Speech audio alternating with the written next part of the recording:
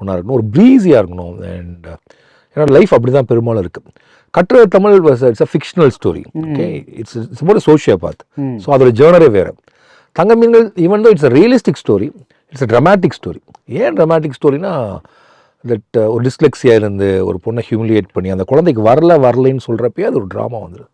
So அதுக்குள்ளே இருக்கக்கூடிய பெற்றோர்களுக்கு ஒரு பதட்டம் இருந்துகிட்டே இருக்கும். இந்த குழந்தை எப்படி படிக்கிற போகிறா, ஒரு சின்ன வயசுக்கு வந்தால் எப்படி ஃபெயில் ஆகிட்டானா எப்படி அனுப்புறது.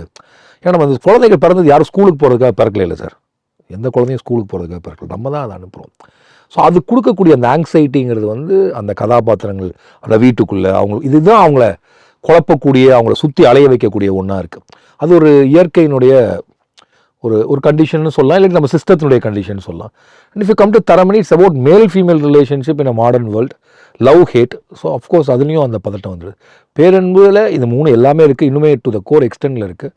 பட் யாரையுமே நீங்கள் ப்ளேம் பண்ண முடியாதுன்னா என்ன பண்ண முடியும், நீங்கள் you have to surrender to it. அது பேரன்பு இல்லையா. ஃப்ரெஷ் மேட் பசுனை, ஒவ்வொரு துளியிலும் ஃப்ரெஷ்.